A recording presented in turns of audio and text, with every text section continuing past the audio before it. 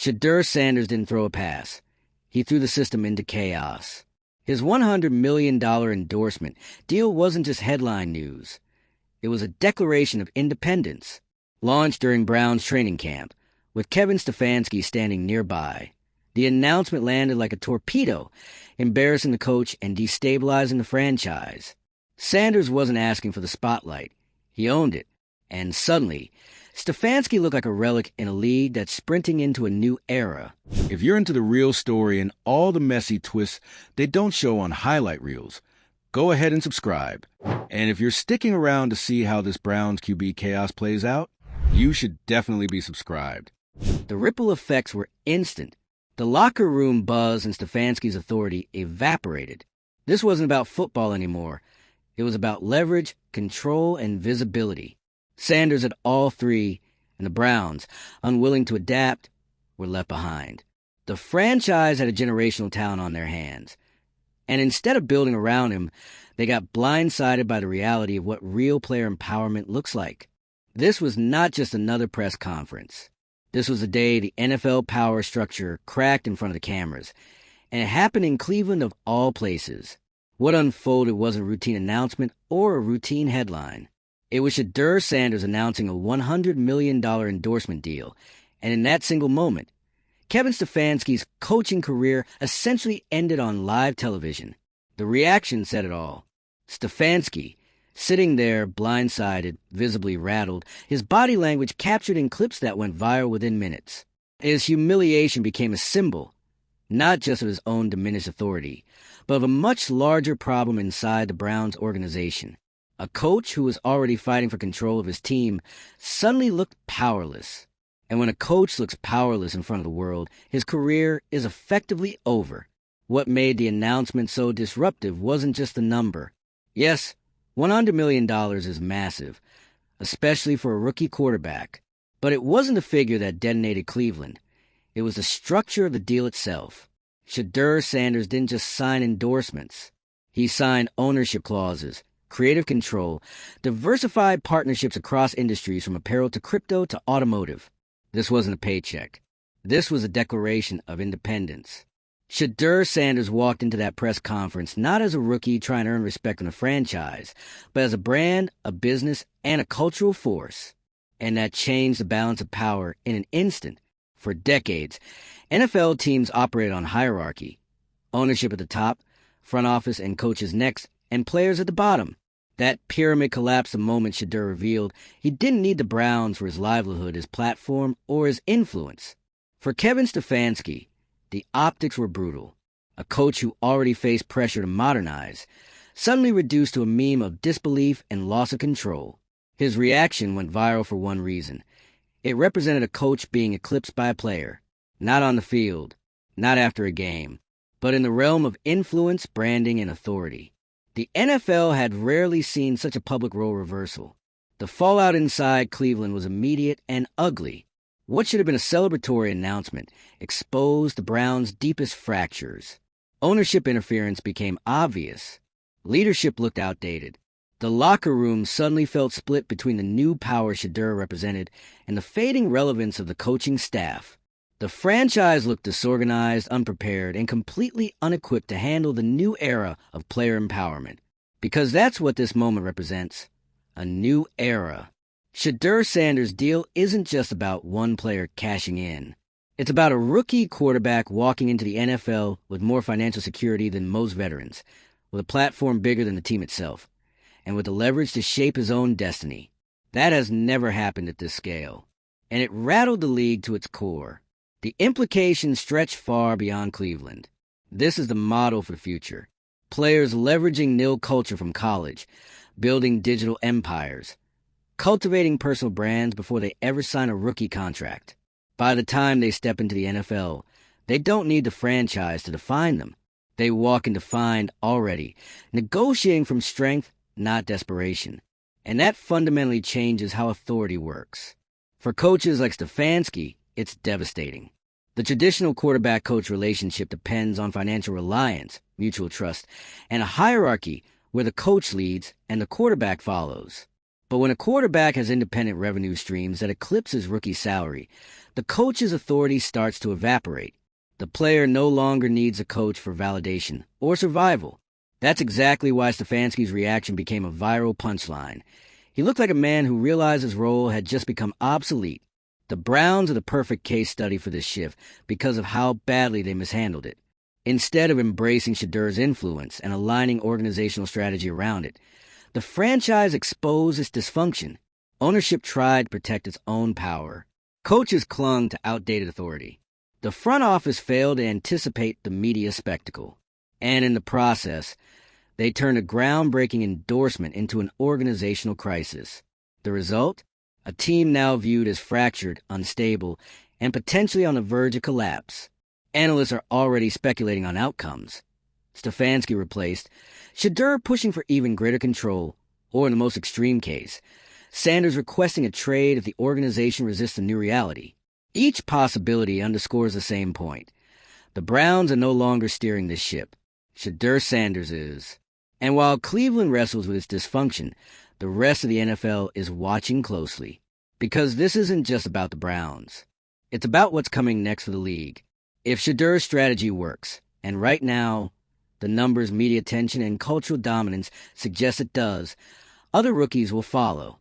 Agents will push for similar deals. College stars will demand branding opportunities before they're even drafted. Teams will be forced to evaluate not just talent, but media alignment and brand compatibility. This is where the NFL is headed. A league where athletes walk in as independent power brokers, not dependent rookies. And the economic ripple effects are enormous. Shedeur's endorsements alone are projected to drive revenue far beyond his personal wealth. Merchandise sales spike when his name trends. Sponsorships gravitate toward his presence. Ticket sales rise when fans believe they're watching not just a quarterback, but a cultural icon. The Browns, for all their dysfunction, stand to benefit financially if they stop fighting this shift and embrace it. But here's the catch. Resist it, and they lose everything. The endorsements, the merchandise, the fan goodwill, the player himself. Organizational rigidity is now a direct financial risk. Refusing to adapt doesn't just cost wins. It costs revenue. That's why this press conference wasn't just a viral clip. It was a reckoning. It showed every franchise what happens when you fail to align with modern athlete empowerment. The Browns looked out of touch. Shedeur looked untouchable. And Kevin Stefanski looked finished. This doesn't just end one coach's career. It forces the entire league to rethink its approach. The days of treating rookies as blank slates are over. The days of dictating authority from the top down are numbered. The players, especially quarterbacks, are entering with leverage that once took years to build. It's not just evolution. It's disruption. So now, the NFL faces a choice. Adapt to this new balance of power, or watch as the most talented athletes bypass outdated structures and force change themselves. For Cleveland, that decision is urgent. Stefanski's authority is already gone. The front office is under scrutiny. The locker room is fragile. And Shedeur Sanders is in control, whether they like it or not. This story is bigger than one team. It's about the future of the NFL, the balance between tradition and innovation, between hierarchy and empowerment, between coaches who once defined their franchises and players who now define themselves. Shedeur Sanders' $100 million deal didn't just end Kevin Stefanski's career. It ended an era, and the league will never be the same again. What do you think? Was this the moment the NFL officially entered a player-led era? Should Cleveland embrace Shedeur's influence or risk total collapse? Drop your thoughts in the comments. We want to know what you think. And if you want more dramatic breakdowns of the biggest meltdowns, power shifts, and cultural resets in sports, make sure to subscribe. Because if this press conference proved anything, it's that the chaos is only just beginning. What happened in that press conference wasn't just the unraveling of a team's leadership. It was the public death of a coaching era. Kevin Stefanski didn't just lose a grip on his locker room. He lost his position in the power hierarchy of a league that's shifting faster than old-school minds can handle. And Shedeur Sanders? He didn't raise his voice. He didn't throw shade. He didn't need to. He let the numbers speak. A $100 million endorsement deal with his name plastered across industries that have never cared about NFL rookies. Energy drinks, crypto, luxury cars. His branding deal wasn't just a flex. It was a roadmap, a signal to every athlete watching that the new game isn't just played on the field anymore. It's played in boardrooms, in content strategies, in ownership negotiations. And right now, Shedeur is playing it better than anyone. What crushed Stefanski wasn't just a dollar amount. It was what it represented. Total loss of control. For a head coach who built a career on discipline, system structure, and keeping the spotlight on team first, this was catastrophic. His quarterback became bigger than the team before taking a single regular season snap. That's not just unusual. That's unheard of. And when the video of Stefanski's reaction hit social media, it didn't take long for the narrative to write itself. Side-by-side memes of his blank stare and Shedeur's confident smirk. Analysts dissecting every twitch of discomfort. Former players calling it checkmate. Commentators openly wondering how a coach like Stefanski could survive in a locker room where he's no longer the alpha. Because if the quarterback is the brand and the brand runs the building, then what's left for the coach? Especially a coach who didn't see it coming? Let's not forget, this wasn't a pre-approved, team-synced rollout. Shedeur dropped the news mid-training camp. While other rookies were still fighting for reps, he hijacked the media cycle, deliberately, and the Browns had no idea it was coming. That tells you everything about the internal communication, or lack thereof. There were no alignment meetings, no talking points, no joint announcement. Just one player walking in like a CEO, turning a press conference into a power play, and leaving the coaching staff scrambling to pick up the pieces. It's not just about control, it's about competence. The Browns weren't just caught off guard. They were exposed. And that exposure triggered a domino effect across the organization. Ownership started asking questions. Front office figures distanced themselves. Players whispered in corners. And now, whether the Browns admit it publicly or not, they're stuck in a full-blown identity crisis. Were they now? A traditional franchise, still clinging to the old rules? Or a team forced into the modern era by a player who saw the future and decided to skip the permission phase? Because Shedeur didn't just show up with talent. He showed up with leverage. Let's talk about that leverage. When your endorsement portfolio outweighs your rookie contract, you're not dependent on the team to build your brand. You already have one. You don't need game checks to pay rent. You don't need exposure from the league. You walk into the building already carrying a spotlight, and you shine it wherever you choose. That's why Shedeur didn't flinch during the announcement. He didn't ask permission because he didn't need it. He knows the business of football just as well as the game, and he just proved he can play both sides. That's terrifying for a franchise built on control. The NFL isn't ready for this new era. It spent decades fine-tuning a system designed to mold rookies into obedient pieces of a larger machine. But Sanders walked in already polished, already monetized, already influential. He's not waiting for the Browns to tell his story.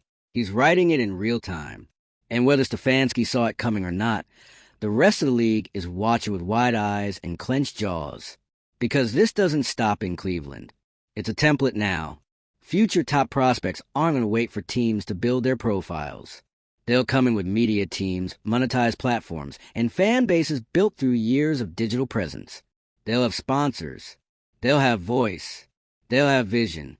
And unless franchises evolve, they'll get steamrolled by the very players they thought they controlled.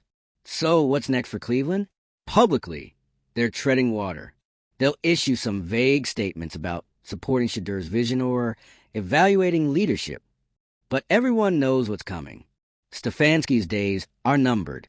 There's no recovering from that level of humiliation, especially when it's being replayed in front of millions, on loop with no context needed. The more important question is whether the Browns can salvage this era before it slips through their fingers. Because this isn't just about one coach. It's about whether a franchise can rewire itself fast enough to support a quarterback who's outgrown the typical rookie mold. Can they build a structure that amplifies Shedeur's voice instead of trying to contain it? If they can't, they'll lose him. It's that simple. And losing him wouldn't just hurt on the field. It would obliterate the brand. Sponsors tied to his name. Fans tuning in just for his story. Merchandise sales. Streaming deals. Content revenue. Everything the Browns could gain from embracing his influence becomes something they watch another team cashing on. That's why the stakes are higher than they appear. This isn't just a drama between a player and coach. It's a warning shot for every franchise that thinks branding is separate from football. It's not. Branding is football now. And if you're not building around that reality, you're setting yourself up to be left behind. Stefanski's failure wasn't just tactical. It was generational. He tried to run a 2010 locker room in a 2025 ecosystem. He tried to out-discipline a player who came in with more power than discipline could contain. He thought football was still the main product. But today, influence is a product. Narrative is the product. Control is the product. Shedeur controls all three.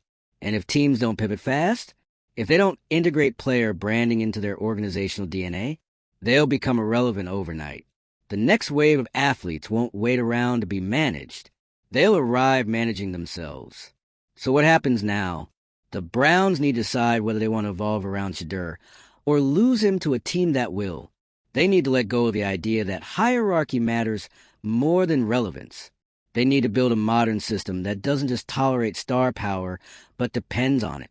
Because the fans already made their choice. They're not watching Cleveland for the Browns. They're watching for Sanders.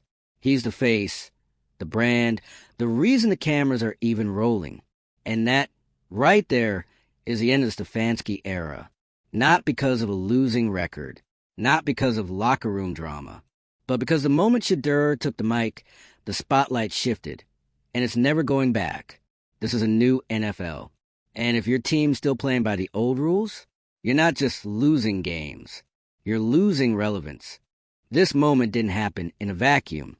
It happened in Cleveland. A franchise that spent decades clawing its way out of irrelevance, now being handed a generational opportunity on a silver platter, and somehow still at risk of fumbling it. The irony is brutal. They finally land a quarterback with star power, media magnetism, and actual leadership instincts. And the organization immediately starts treating him like a PR problem instead of a once-in-a-lifetime asset. You don't micromanage a player like Shedeur Sanders. You don't try to dim the spotlight. You build the entire stage around him. Instead, they left him to run his own show and watched helplessly as that show outshined their entire operation. Because let's be honest, this was more than a deal. It was a message. Shedeur's timing wasn't random. Dropping the $100 million bomb during training camp wasn't just strategic. It was surgical. He knew exactly what it would do. It forced the team, the league, and the media to confront a simple truth. He doesn't need them as much as they need him. That kind of leverage changes everything. Think about what that does to locker room dynamics. Teammates aren't just looking at Shedeur as a rookie anymore. They're watching him command media cycles, corporate dollars, and public sentiment. And even if they respect his talent on the field, there's now an unspoken shift in the air. He's not one of them. He's bigger than them. Not because he has to be, but because he is. And when a rookie quarterback walks in with the kind of cultural weight that Shedeur now carries, the whole environment changes. It's not just the playbook anymore. It's the politics. It's the tension. It's the coach trying to assert authority over someone who might have more influence than the entire coaching staff combined. So, yeah, of course Stefanski folded. Of course he panicked. He saw the future hit him in real time, and all he could do was sit there and let the internet immortalize his downfall. He looked like a man watching his job dissolve in front of him, not because of performance, but because of irrelevance. And if that word scares coaches around the league, it should. Because irrelevance is the real career killer now, not bad play calling or failed fourth down attempts. If you can't adapt to the media landscape, to the business-savvy athlete, to the player who walks in more brand-ready than your entire marketing department, you're finished. That's the message Shedeur just sent to every NFL franchise. And it landed. Hard. Now look at how this ripples. Front offices are scrambling to rewrite rookie orientation guides. PR teams are begging athletes for advance notice. Coaches are subtly being forced to sit in branding meetings. It's no longer enough to manage the play clock.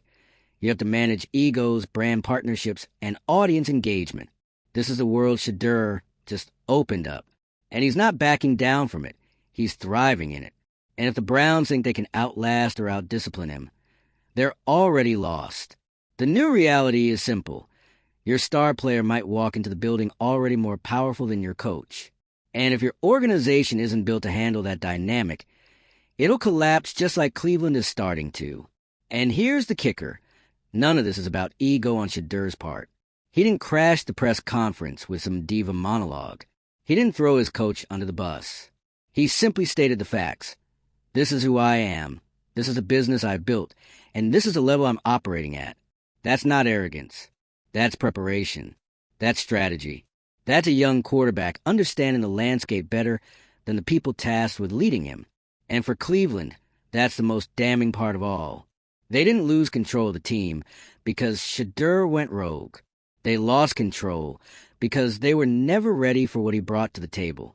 They didn't build infrastructure to support a generational brand because they were still pretending that football is only played on Sundays.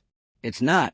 It's played every day now on Instagram, in endorsement meetings, on podcasts, in TikToks, in film rooms, and yes, even in press conferences that turn into seismic cultural events.